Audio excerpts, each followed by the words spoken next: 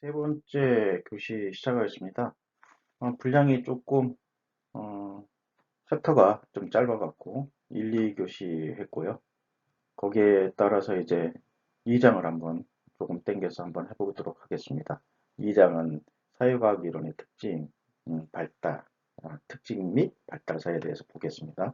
그 전에 일단은 저번 시간에 했던 과학적 연구에 대해서 특성에 대해서는 한 번 더 강조를 하고 싶어서 이렇게 좀 복습 차원에서 합니다. 이게 이제 사회복지사 1급 시험에 이 부분이 많이 나왔습니다. 다른 거는 뭐 별 문제 거리가 없는데 이 과학적 연구의 특성에 대해서는 상당히 많이 1년에 한 문제, 많을 땐 두 문제까지 그렇게 출제가 돼서 요거만큼은 여러분들이 좀 알고 넘어가야 되지 않을까 해서 한번 조금 복습 한번 해보겠습니다.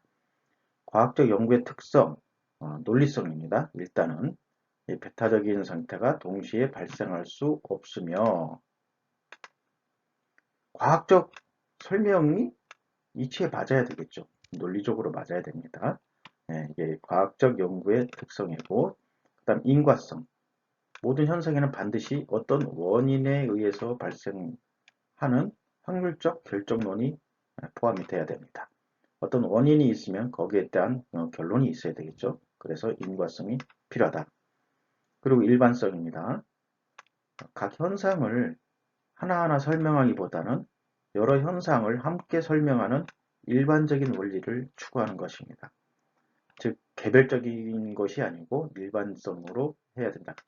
여기는 객관성이라고도 볼 수가 있겠죠. 예. 그리고 이제 간결성, 필요한 최소한의 설명 변수만을 이용해서 최대의 설명력을 확보를 해야 됩니다. 이 변수를 막 늘어뜨려 갖고 막 상당히 복잡하게 해놓고 결론은 나중에 뭐 조그만 것만 나오면은 이게 뭐지? 그러한 설명밖에 안 되기 때문에 최대한 최소한의 설명, 그 다음에 최대한의 효과, 이런 설명력을 확보하는 게 바로 이제 간결성입니다. 논문 쓸 때는 이런 것도 많이 강조를 하고 논문의 그 형식이나 이런 거 보게 되면은 이러한 일이 많이 있습니다. 그리고 논문 지도 교수님들도 이건 너무 이게 광범위하지 않냐? 이건 너무 광범위하고 좀 주제가 없네. 뭐 이런 식으로 해서 많이 지도를 하시고 계시고 또 그 수정해 와라 뭐 이런 식으로 말씀을 하고 계십니다. 그리고 구체성이 있습니다. 요거는 이제 개념의 조작화를 통해서 개념을 더 정확히 정의하고 이제 측정을 해야 됩니다. 구체적으로 어떠어떠한 일이 발생하고 어떠어떠한 일이 해서 이렇게 나왔다. 구체적으로 나와야 되지 광범위하게 뭐 포괄적으로 이렇게 하는 거는 안 됩니다. 이건 과학적 연구가 될 수가 없습니다.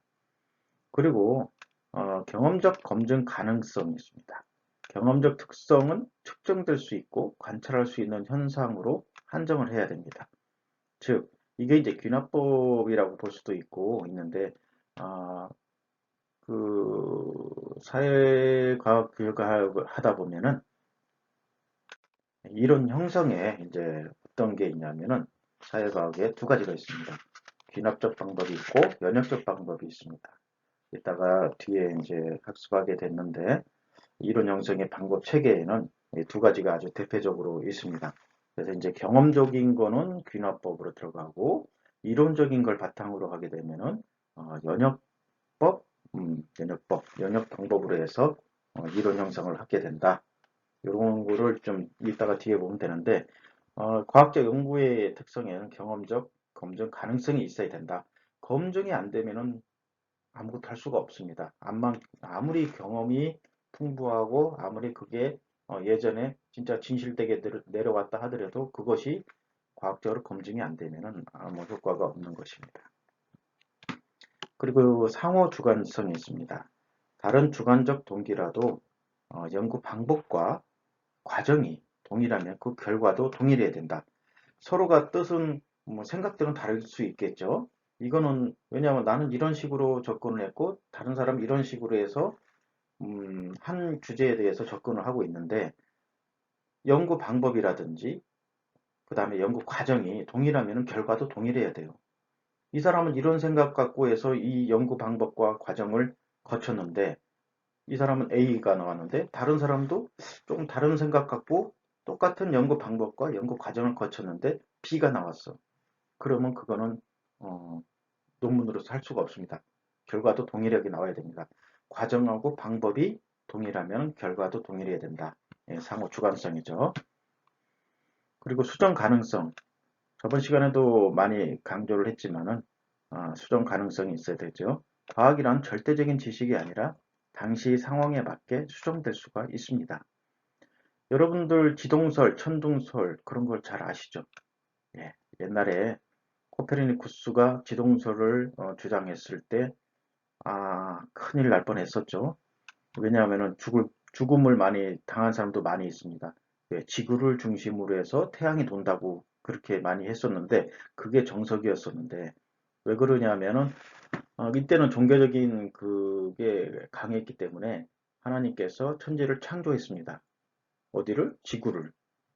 빛이 있으라 빛이 있게 되고 뭐가 있으라 뭐가 있게 되고 6일 동안에 그 창조를 한 그 종교적인 그 신념이 있기 때문에 그러니까 당연히 모든 세계는 우주는 다 지구를 중심으로 돌아갈 것이다. 이게 어, 천동설이거든요. 그래서 이게 잘못된 거 아무리 이제 그게 몇십 년, 몇백 년 내려오긴 내려왔는데 나중에 거기에 대해서 아니다. 지구가 돌고 있다. 그렇게 얘기했다가 목숨까지 잃은 사람도 있고 또 그러한 학자들도 많이 있습니다. 예, 처음에 지동설은 이제 코페르니쿠스가 태양을 중심으로 지구도 돈다 이렇게 했다가 아주 엄청나게 깨졌고 그 다음에 또 누구냐면은 여기 갈릴레오 그분도 지동설을 주장했다가 나중에 너 그 얘기 다시 한번 죽을 거야 그러니까 알았다 일단 하고 나오면서도 하는 소리가 혼잣말로 그래도 지구는 돈다 그런 얘기가 있습니다. 아무튼 이렇게 예전에는 이 천동설이 정석이었죠. 과학이었고 자연과학이었습니다. 근데 이게 절대적인 지식이었었지만 이제는 이게 수정이 됐습니다. 네, 어렵지만 수정하는 게 상당히 어렵지만은 금방 되지는 않지만은 여러 시기를 거쳐서 다 수정할 수 있다. 이게 이제 과학적 연구의 특성이 됩니다. 여기에 이제 이론이라든지 모든 검증할 수 있는 게 받침이 됐기 때문에 수정이 가능하다. 이렇게 볼 수가 있고요. 그다음에 설명적인 게 있습니다. 사실을 수집하고 그것을 토대로 설명하는 것이 바로 이제 과학적 연구의 특성인데 여기에서 보면은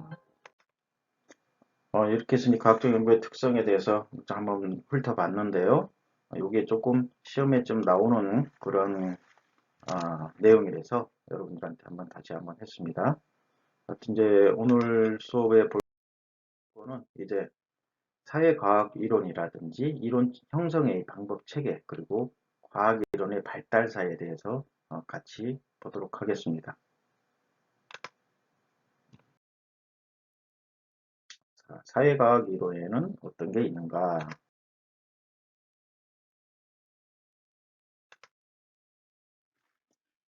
자, 교재를 보시면은 사회과학의 과학상 추구는 자연과학과 비교할 경우 상대적으로 여러 가지 제약이 있습니다. 자연과학은 봄, 여름, 가을, 겨울 이런 식으로 규칙적이고 아주 그냥 딱 확실히 정해져 있죠. 근데 사회과학은 그렇지가 않습니다. 여러 가지 변수도 많이 있고 여러 가지 수정도 많이 있는 그런 게 바로 이제 사회과학인데 자, 그럼에도 사회과학자들은 사회 현상을 유형화하고 규칙성을 발견하여 서로 연결시켜 일반적인 법칙이나 이론으로 생성하고 발전하고자 열심히 연구하고 노력하고 있습니다.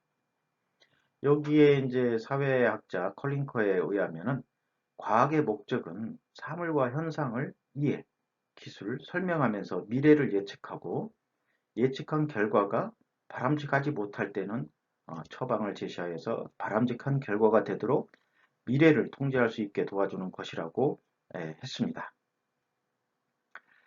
사회과학 이론의 기능적인 특성을 보게 된다면은 일반적으로 이제 세 가지를 요약을 하게 되는데 첫 번째는 이 이론은 경험적인 조사 연구에 대한 기본적인 토대를 제공해 준다. 그리고 두 번째는 이론은 설명하고 예측하는 것을 그 근본적인 목적으로 삼는다. 이론은 어떻게 설명하고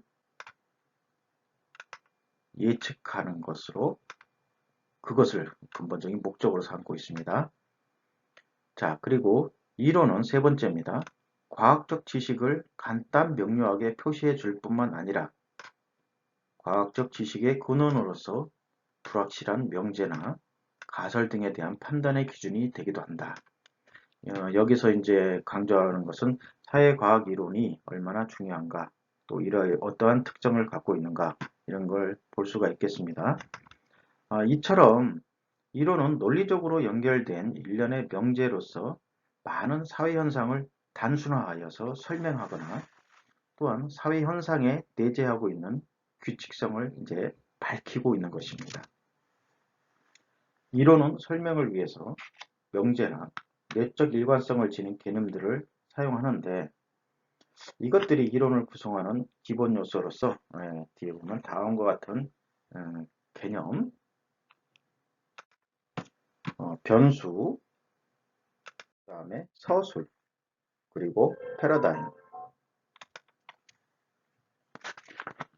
유형, 그리고 이론적 체계 및 모델 등이 사용되고 있습니다. 자, 이제 하나하나 한번 보도록 할게요.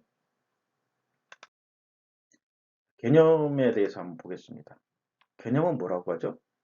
컨셉이라고 하죠. 우리 이 컨셉은 어떻게 나갈까? 이건 어떻게 나갈까? 이렇게 여러분들 많이 이제 영어로도 많이 하고 있습니다. 개념은 경험적으로 인지할 수 있는 어떤 대상이나 현상을 대변하는 겁니다. 어떤 이렇게 한번 가보자. 또 이 안에 내재되어 있는 건 뭔가 이런 것을 개념이라고 하는데 개념은 용어나 단어 혹은 상징으로도 표현되며 서로 다른 개체들이 가지고 있는 공통성을 나타내는 것입니다.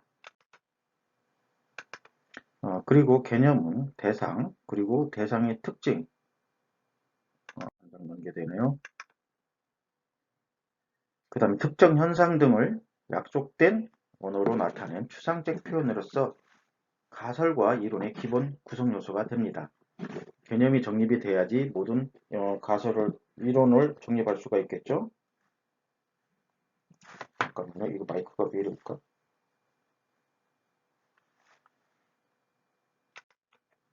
즉 개념은 구체적 사물이나 현상 그 자체가 아니라 그러한 것들을 이제 추상적, 상징적으로 표현하는 관념적 구성물이라고 할 수 있습니다. 사람, 회사, 차와 같은 객체들은 하나의 개념이 아니지만 그것들과 포괄적이며 공통적인 특성이나 행동과 같은 것을 이제 개념으로 볼 수가 있습니다. 자, 예를 들어서 이민에 대한 개인의 태도, 또한 혁신을 위한 기업의 능력, 자동차의 무게와 같은 것이 이제 개념이라고 볼 수가 있겠죠. 자, 개념들은 분류와 일반화를 위한 수단이라고 하는 것입니다. 과학자들의 주된 역할 가운데 하나는 사람들의 경험과 관찰을 개념을 통하여 분류를 하고 구조화하고 질서화하고 일반화하는 것이 과학자들의 주된 역할이라고 할 수 있습니다. 모든 현상은 어떻게 보면 모두 이제 독특하고 다 다르죠. 그렇지만 과학자들은 개념을 통해서 이러한 독특성은 무시하고 동일화도 할 수도 있는 것입니다. 즉, 개념화란 일반화를 의미하는 것입니다. 아까 과학적 특성을 말했죠. 거기에 일반화가 있습니다. 일반화는 독특한 것을 동일한 것으로 간주하여서 경험적 현상의 숫자를 줄이는 것이라고 볼 수가 있겠습니다.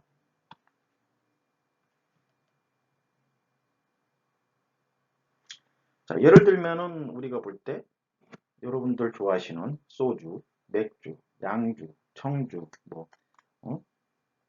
매실주? 예. 매실주도 술인가요? 아무튼 이것들은 다 사용된 원료나 모든 주조하는 방법들이 다 다릅니다. 그렇지만은 뭐예요?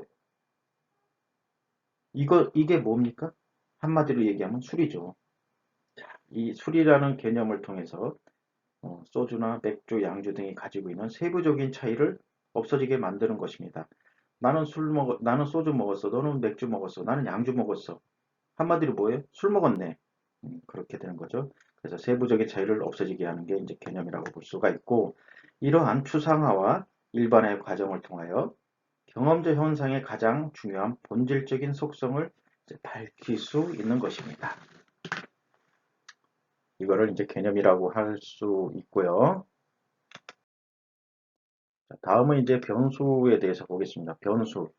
변수는 어떻게 하면 변할 수 있는 수라고 해야겠죠?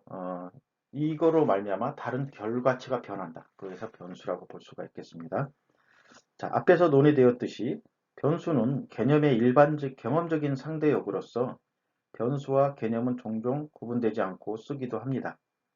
근데 엄격하게 구분하자면은 개념은 추상적인 거죠. 아까 얘기한 것 같이. 근데 변수는 그것에 대한 일종의 이제 조작화인 셈입니다. 변수란 변이의 성질을 가진 개념입니다. 변수는 둘 이상으로 구분되는 변수값 혹은 속성을 가지고 있다고 볼 수가 있겠습니다. 자, 예를 들어서 이제 대학 학년, 대학교는 몇 학년까지 있죠? 1, 2, 3, 4학년이라는 이 속성을 갖고 있습니다. 그리고 이제 여기에 따라서 변수값을 가질 수가 있죠. 1학년은 뭐, 2학년은 뭐, 3학년은 뭐, 이렇게 해서 이제 그 안에 변수가 여러 가지 바뀔 수가 있습니다. 그래서 하나하나마다 값을 갖고 있습니다. 그리고 이제 이게 변수는 남성과 여성이라는 속성으로 일반적으로 기준 변수가 여성이라면 여성은 1, 남성은 2. 이게 이제 하나의 변수라고 볼 수가 있겠습니다. 근데 기준 변수가 만약에 남자다. 그러면 남성은 1, 여성은 2. 이게 이제 많이 쓰고 있는데 이게 통계 변수라고 볼 수가 있습니다. 논문 안 써보셨지만은 논문 쓰다 보면 통계 변수가 있는데 여자 1, 남자 2 이런 식으로 해서 이제 조작화를 하게 됩니다. 숫자로 계속 뭐 여성, 남성 이렇게 하는 게 아니고 거기서 1은 데이터 통계 돌릴 때 1은 몇 명, 이 남성은 몇 명 이런 식으로 해서 이게 이제 하나의 변수 값이 돼갖고 조작화가 돼서 이렇게 나중에 결과치가 나오는 이게 이제 변수라고 볼 수가 있겠습니다. 자, 다음은 이제 서술인데요. 서술에 보면은 서술은 개념과 아까 얘기한 그 개념과 변수들에 대해서 기술하는 것이면서 이제 쓰는 거죠. 이제 그렇죠. 정형화된 이론에는 다음과 같은 형태의 서술들이 포함되어 있습니다. 서술을 잘해야 논문을 잘 받습니다. 어, 연구만 열심히 해도 이 서술이 제대로 안 되게 되면은 안 돼요. 그러면 다시 하면서 자꾸 보정 들어갑니다. 먼저 공리라는 게 있어요. 이거는 이론의 기초가 되는 설명입니다. 어떠한 이 이론은 여기에서 바탕으로 해서 이렇게 돼 있다. 이런 식으로 하는 설명을 하는 거죠. 공리에 관련되는 서술은 여기는 증명을 요구하지 않습니다. 대다수 사람들이 사실이라고 생각하는 규칙이나 원리입니다.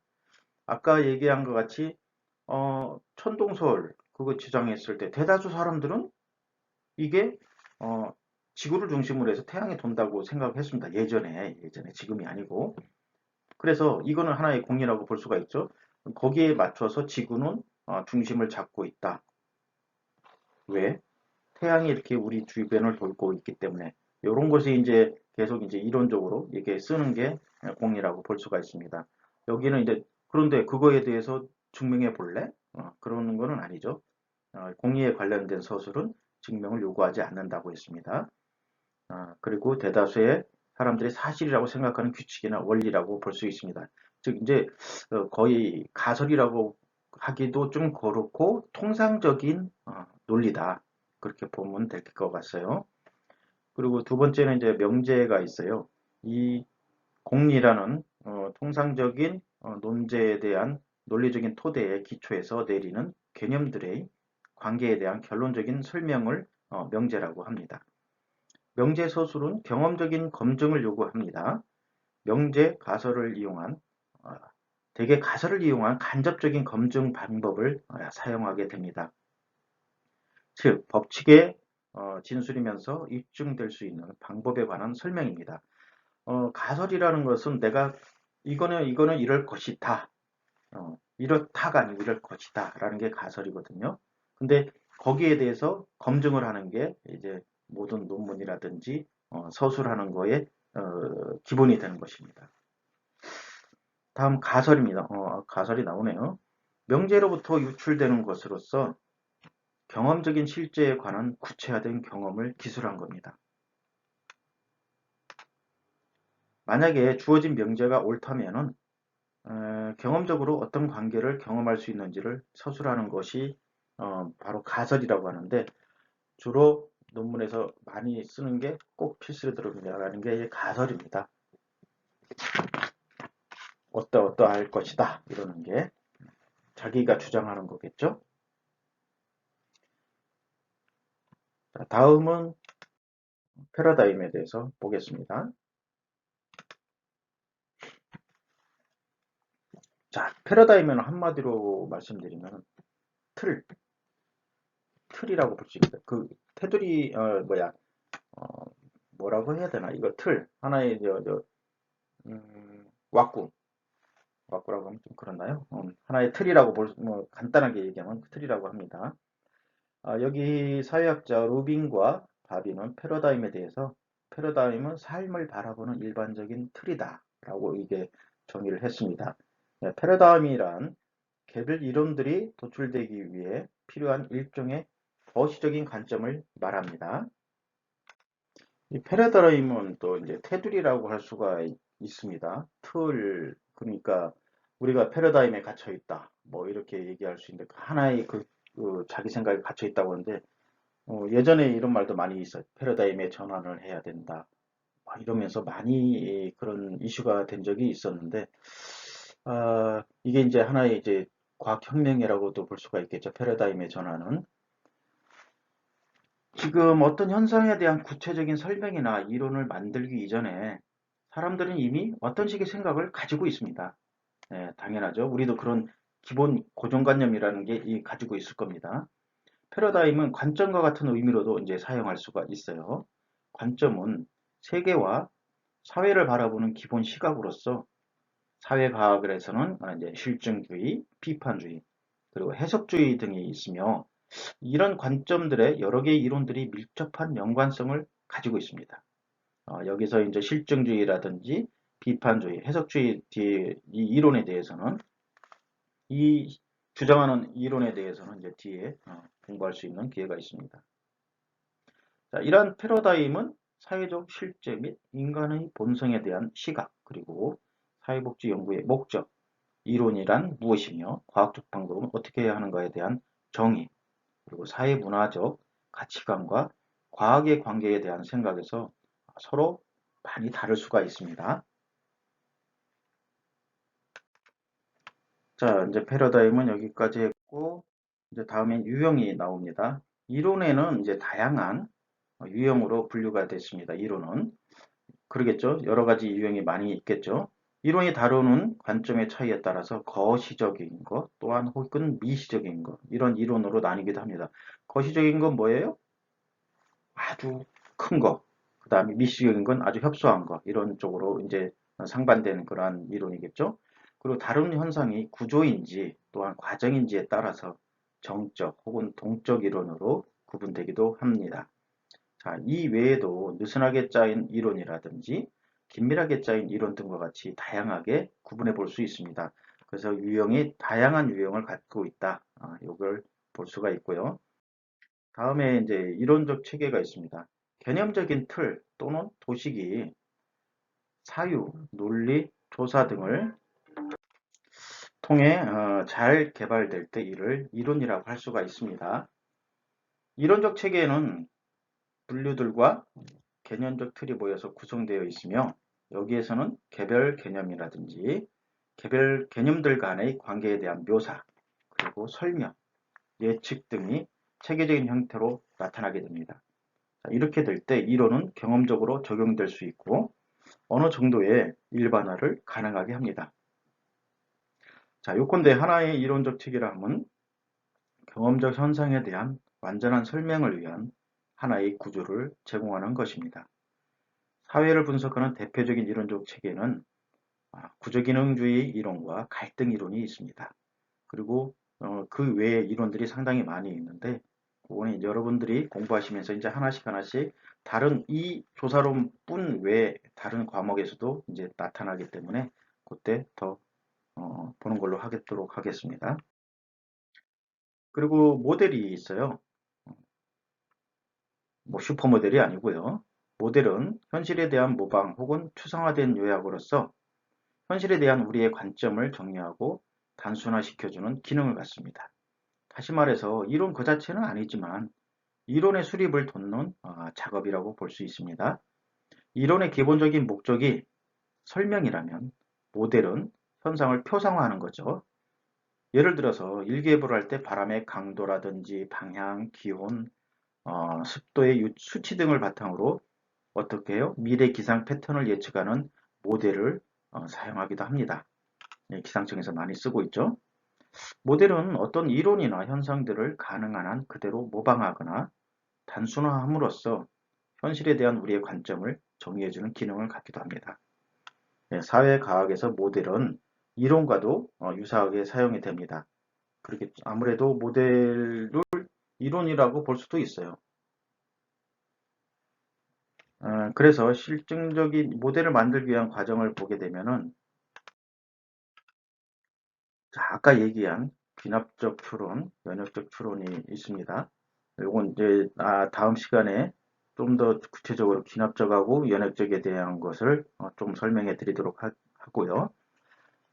지금 모델을 만들기 위한 과정에는 귀납적인 추론을 할 때는 귀납적인 거는 아까 말한 경험 위주거든요. 그래서 실증적 관찰을 통해서 예상을 결론 내고 최종 모델을 만들어냅니다. 하지만 연역적은 이론을 바탕으로 합니다. 이론을 바탕으로 하고 예상 결론을 내서 최종 모델을 만들어낸다. 이 두 가지가 귀납적하고 연역적이 좀 차이가 있다. 요거를 알아두시면 될 것 같습니다.